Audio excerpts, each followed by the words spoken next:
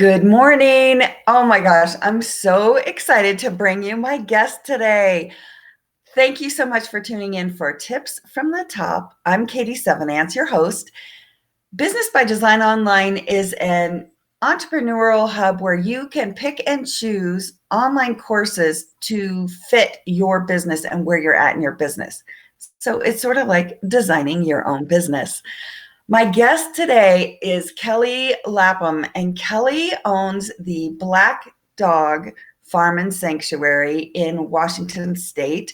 We have been friends for a long time, and when I moved to Colorado, I don't get to see her nearly as often as I would love because this farm is amazing.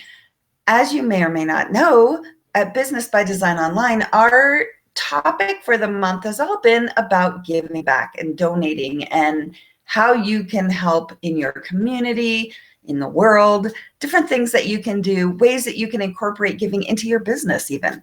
So I wanted to reach out to my friend Kelly because she just has the most amazing place, and I want you to meet Kelly. So Kelly, thank you so much for agreeing to do this because you have such a huge heart for animals, for people. It shows all the time.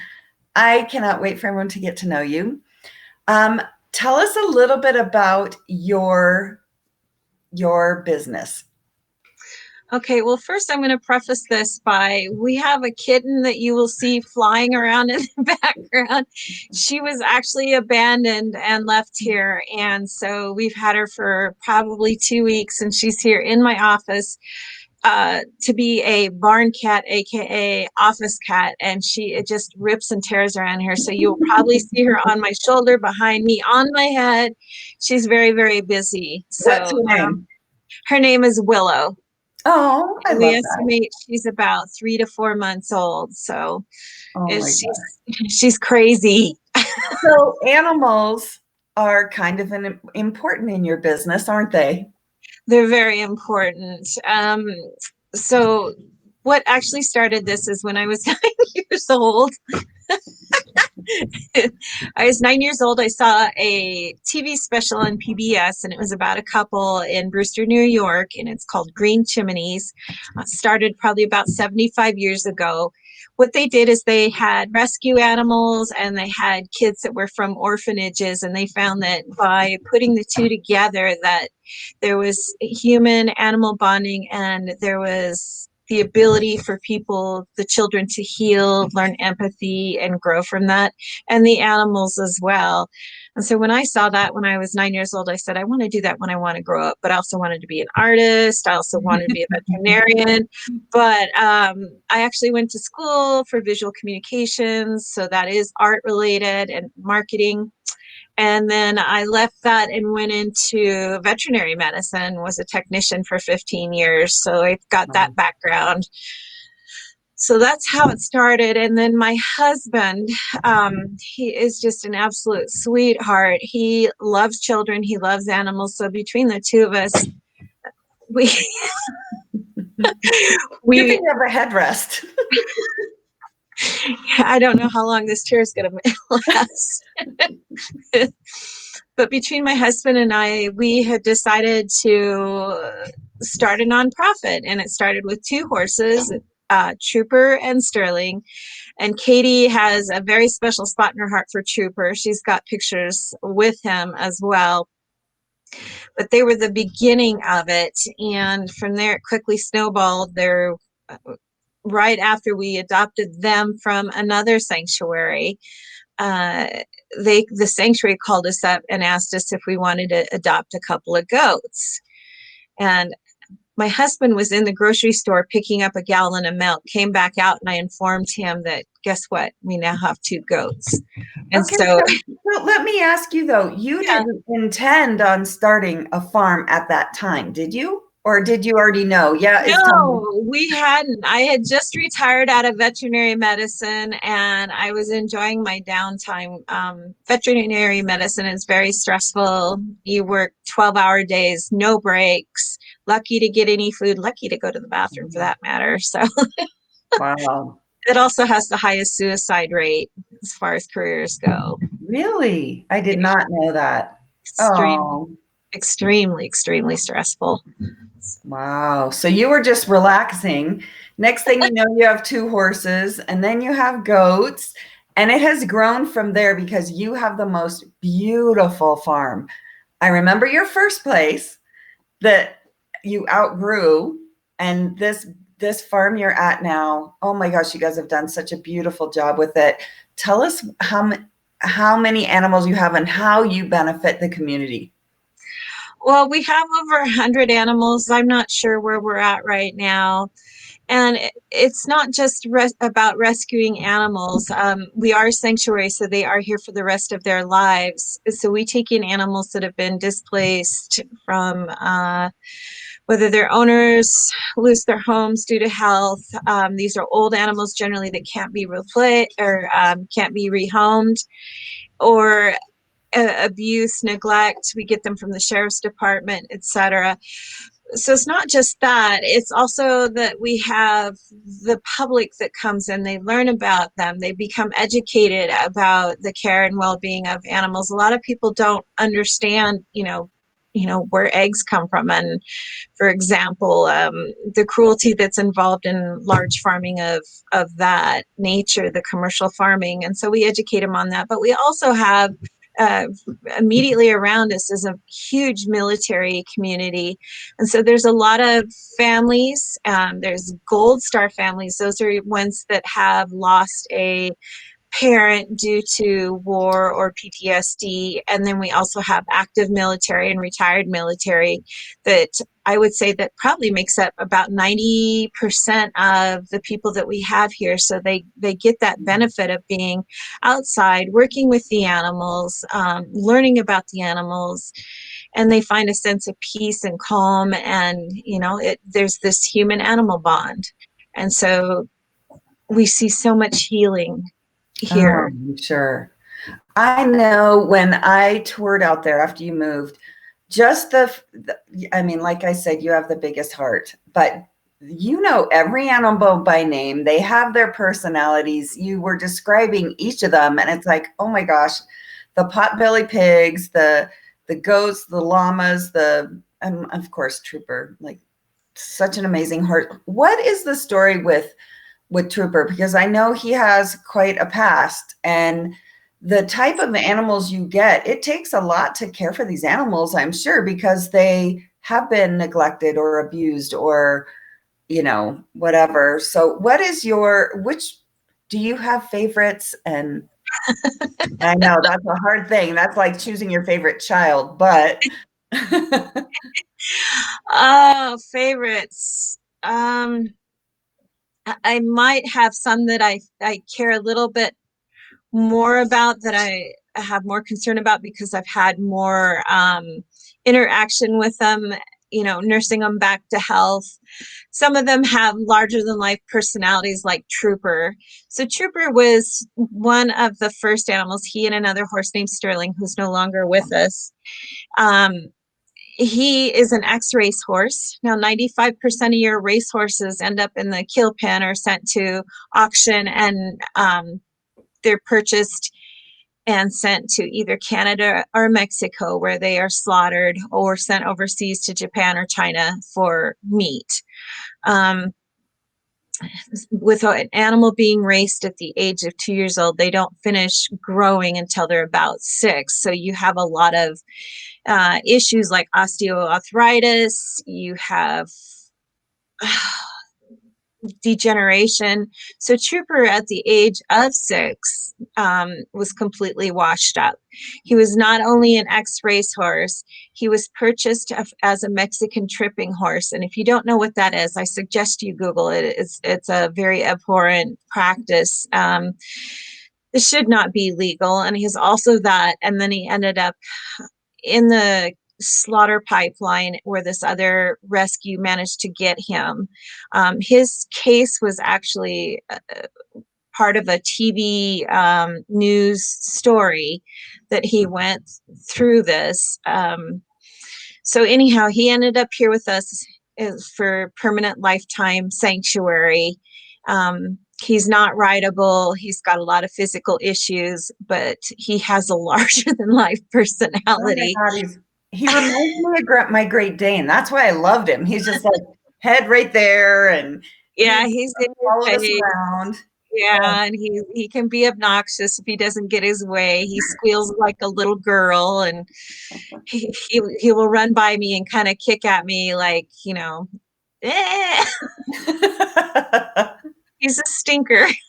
oh, But that's so but cool. yeah, there's other animals that have come from pretty bad situations, abandonment, starvation. We've received animals from the sheriff's department here, um, other rescues that actually rescue animals and rehome them, but due to their old age or their physical ailments, people don't want to adopt them. So they end up with us as a last resort instead of, euthanasia. If they still have a great quality of life, then they do end up here with us. So we're always at maximum capacity. I'm Uh, sure. we get calls every day asking, can you take this? Can you take that? Particularly with Wow. COVID, a lot of people are unable to care for their animals anymore. So it's really heart wrenching to have to turn people away. I mean, we moved here almost 3 years ago, and we're outgrowing where we're at now. So Wow. Wow. Okay, so how did you come up with the name Black Dog Farm and Sanctuary? we have a black dog, and her name is Sweetie. And black dogs are notoriously the hardest ones to place from and yeah, animal rescue, your humane societies, those are the ones that you're going to see that get euthanized. That and Really? pit bulls, yeah, cats too. And our dog Sweetie is a pit bull mix. She's black, so she's key for having not been adopted, but her personality is just amazing. And Mm-hmm. so we wanted to kind of bring that to light that, just because the color of their fur doesn't mean that they're a bad animal or not as desirable. Um, they're Yeah. amazing. It should be based on personality and how they mix and match within your family. Right. Right. Oh my Yeah. gosh. Okay, I love this. So you guys have had your farm, you fully funded by yourselves until like not that long ago, right? I mean, it's primarily you and your husband that support this entire organization.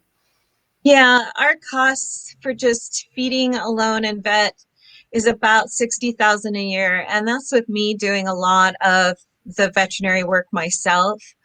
That does not include the cost of the building, the property, the maintenance. Um, our Mm. insurance is astronomical, and having a place like this, you have to run it as a business. Yes, you can have a great big heart and want to do good, but you have to run it as a business. Absolutely. So do you have staff now? I mean, I know that it's been a challenge, but you to be a 501, is it C3. 501c3, you Huh? have to have certain things in place to run it, and that's not easy. We just had a guest on telling us how hard it is to actually even just doing the paperwork. So is it, Yeah. how many people do you have helping you now? We've got close to 50 volunteers. There are no paid staff at this time. We can't afford to do that at this point in time. I have an administrative assistant that's in here volunteering 3 days a week, and then she also does stuff from home for us. I have a marketing expert, a development expert. I've got somebody that's working on building out our educational portion of our program. I've got somebody that works fundraising, and my job is just to be a facilitator and work with all these people, make sure all the moving parts are, working. But when you decide to become a 501c3, the IRS strongly encourages you to really look at it because it's not just having a business. You're going into partnership with a board, and you have to report not only to numerous state agencies. You've got the IRS. You also have to have everything transparent and available to the public at a moment's notice. You're a public entity. That's what you are. And there's a lot more responsibilities than just the average business. There's so much to learn. Well, yeah, and And all you wanted to do was to rescue some animals at the beginning, right? yeah, and it's good that I've got some business in my background. My husband is a vice president of a large construction company, and he's got years and years of experience in dealing with lawyers and whatnot as well. So it's really important to have that in your background. It's also, you have to be very adaptable to anything that comes in and rolls at you. I mean, for one moment, I might have an animal emergency. The next, I've got, somebody calling me on the phone regarding, L&I stuff, or you have to switch and have so many hats on, and you have to be able to adapt to it. You have to be able to roll with it, and you have to be able to leave your ego out of it. Mm. That's very crucial. A lot of nonprofits, particularly animals, um, people don't deal, these people that get into it are usually broken people, and they, perhaps don't like people as much and would prefer to be around animals. But huge part of it is working with people and not just the animals. So I love how there's you bring them all together. It's like such an amazing, amazing thing that you do there. Yeah. Well, we actually just received a huge honor this last year. It's took us a year, but we became accredited by the Global Federation of Animal Sanctuaries.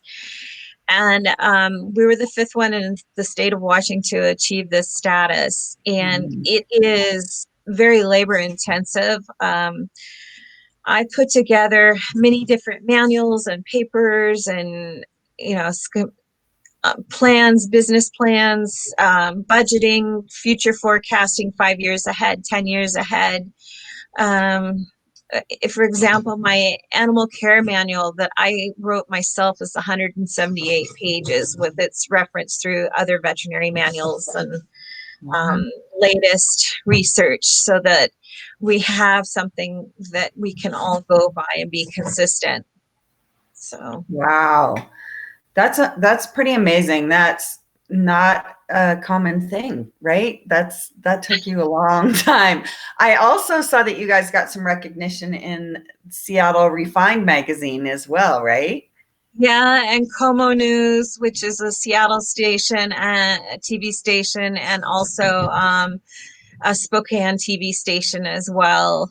Uh, Not actual being interviewed on air, but for their magazines, their online, you know, people, I guess, their Right. audience. Yeah, that's just some of it. We've also had local newspapers around here as well that have reached out to us and interviewed us too. So yeah, we're Awesome. getting known. So what are some ways that people can help fund or help support the work that you do at your farm? Well, there's the volunteering of your time. There's volunteering of services. In fact, we have somebody in Florida that volunteers helping us with our Instagram. We've got somebody in the Midwest that is working on coding some of the back end of our website, which we're going to be switching over to a much more modernized, updated, and more functional website come early February. Oh, Um, that's so we've got exciting. people across the U.S. that help us. We've got local people. There's in-kind donations. What that means is that people donate, whether it's gravel, they have deliveries of truckloads of gravel here, or lumber. I just had a lady donate a really nice lawnmower and edger and blower and a bunch of horse tack. So, those things are things that we need to be functionable here. And of course, there is money because, yeah, it costs money to run a place like this. And to be here and you know, be here consistently. And for many years, we're planning on leaving this as a legacy to the community.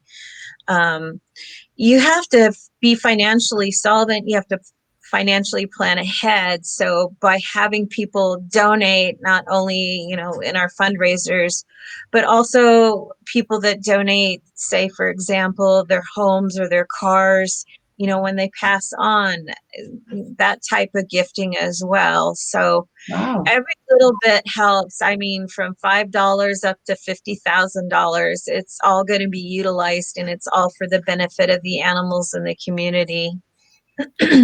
So I know once upon a time you mentioned that you can have your Amazon, like with Amazon Smile, you can choose every time you shop on Amazon, if you have it set up right through Smile Yep. Amazon, is that how it works? You can Yep. choose Black Dog Farm and Sanctuary, and then a percentage goes back to the farm. Do you have all the ways people can help support the work that you do? Do you have that listed on your website that they can kind of? We do. We have it under our giving tab. I think it's giving tab.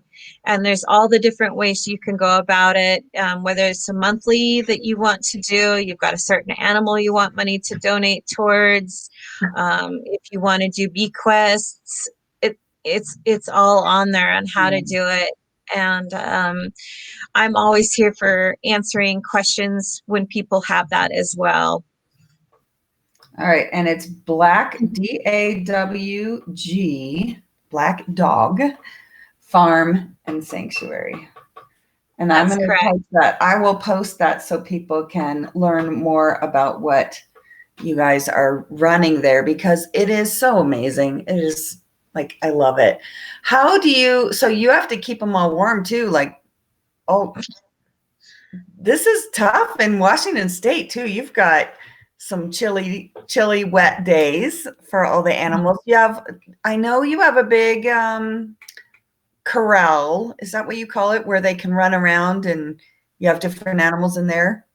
Well, we have our arena and Arena. we've got our stalls, and we are in the process of building loafing sheds, they're three-sided enclosures for the animals out in the pastures. Um, but at this point in time, we do have to bring in like the miniature horses and the miniature donkeys and the ponies and the alpacas into the middle of the arena, which it leaves a huge mess. And then the other animals are in the stalls. Yeah, when we bring them in for a night, it's anywhere from 8 to 10 hours of cleanup the next morning. Oh my, So yeah. oh my gosh. So what is the best way that people can help support the work you do? Well, you can go to our website, which is www.blackdog.org, Okay. and there is about volunteering. There is about donating. If you've got a special skill that you're able to do, from afar, whether it is computer or Instagram or Facebook or any of those, then, absolutely let us know. And Anne Marie, who is our director of development, and she's also our marketing director, she's the one that works with you on our plan, on our media blast. If lack of better words. So yeah. Awesome. So yeah, that's the way to do, is go look on our website, see what we're about, see what we do here. Another thing is Facebook. We do have a great page there. We do have a great Instagram page. There's always pictures on that, things about what's going on, fun pictures of the animals, maybe some fun. I love the pictures you guys have started doing with all the animals. Oh my gosh. When I see Trooper, I'm like, yeah, anyway. Yeah, Yeah. well, we've got two wonderful elementary school teachers that are working on that, and they've got a great slant, different ideas on things. I mean, I'm in my 50s, they're in their late 20s, so they've got a different way of approaching things, and it's wonderful. So By the way, I just got your Christmas card and it's beautiful with the animal faces. I love it. It's so cute. You yeah, we have a I want to say world renowned photographer now that's volunteering her time. And that's where a Wow. lot of these beautiful pictures are coming from. And I'm flabbergasted and honored that, she selected us to work with. And yeah, the bonus is these beautiful pictures of these animals. So But see, I think that's the thing people forget sometimes in this month of giving and thinking about how you can support other nonprofits or just people that could use the help. It's not always a financial investment, even though if you have that, that is awesome because it takes, like you said, it takes a lot of money to feed and take care of your animals. But volunteering your time, sometimes it's just you need a little help putting out your Christmas cards or whatever. I mean, shoveling yeah, stuff, whatever it could be. If you like being around the animals too, I mean, if I lived there, I'd be there on a regular basis. But there's so many ways to donate in your own community or to organizations that you're passionate about. For me, animals, love it. Like I wanted to be a vet once upon a time myself, a vet or an interior designer. Then didn't either. But I think it's awesome. And when you're passionate about something and you can figure out how to turn that into a business as well and enjoy the work that you do. And I know it comes through, Kelly. I know it's not always easy for you.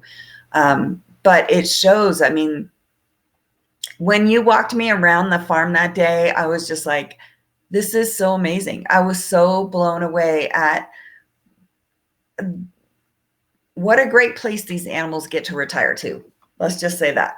They've had a hard life and they now have a beautiful, beautiful place that they get to just be. And, people that care for them every day. I love how you've coordinated that with your community to help the people in the community hurting, because I've seen that connection with an animal. What a difference it makes, So I love the work you do. It's so amazing. yeah, we love what we do. It's a passion here. And it's not a it takes a lot of people to pull it off. And like I was saying, we've got over 50 volunteers, and that's in itself managing all of those people and schedules and training and what they desire to learn is very important, not to mention the animals and all of their medical needs and Yeah. whatnot.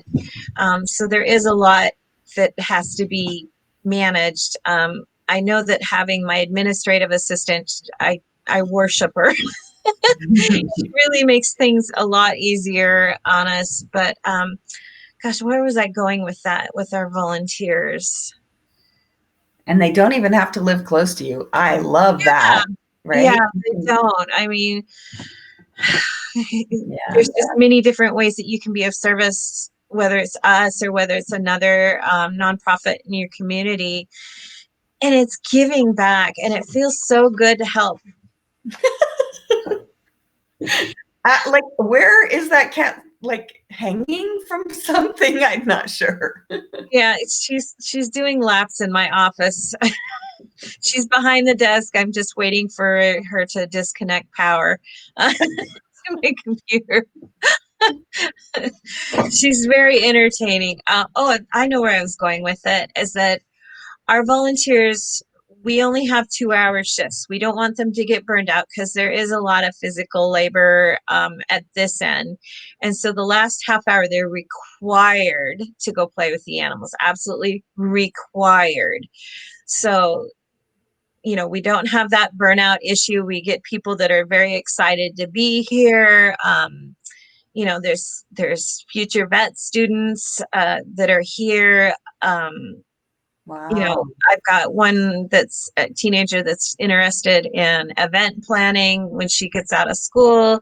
So she's worked with us on those things. Excuse me, tickle.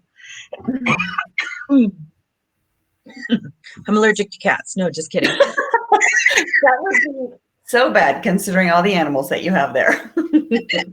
Yeah.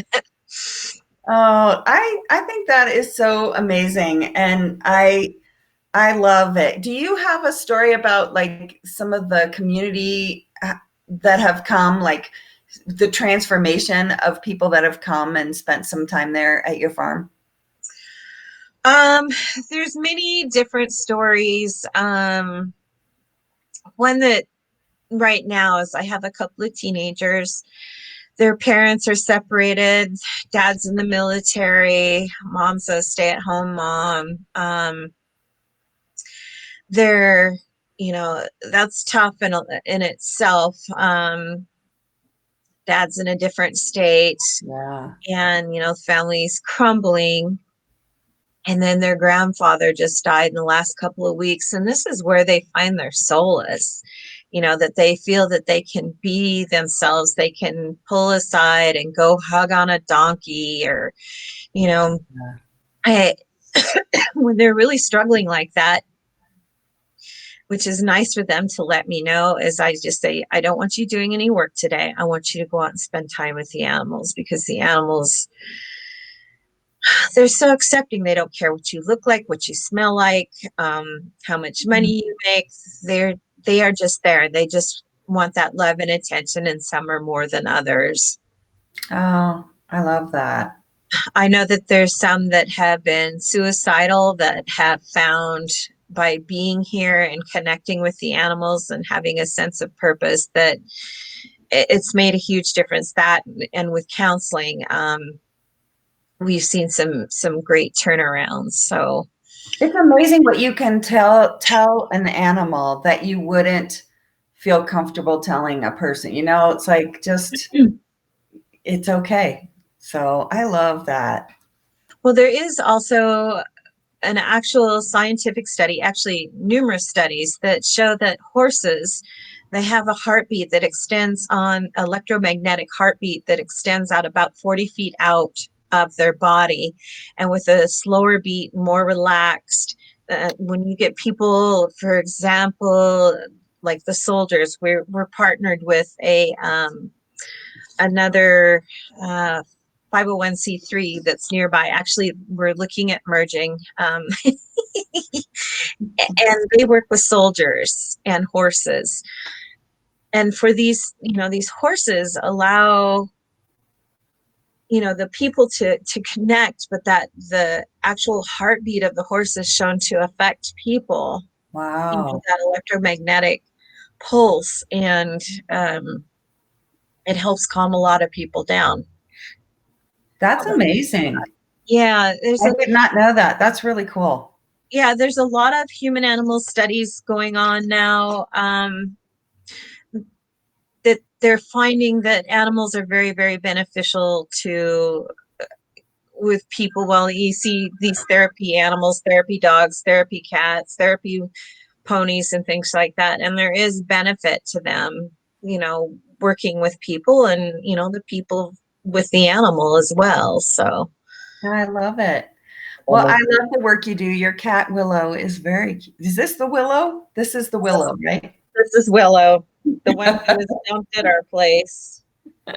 I love it. I love it. I so appreciate you taking time today to share a little bit about the work you do and how it really impacts your community. I think it's amazing how, and as a 9-year-old, to have that vision and dream and want to do something like that. I think it's amazing. So I hope that we can help support your community. I will make sure that I post your link, blackdawg.org, and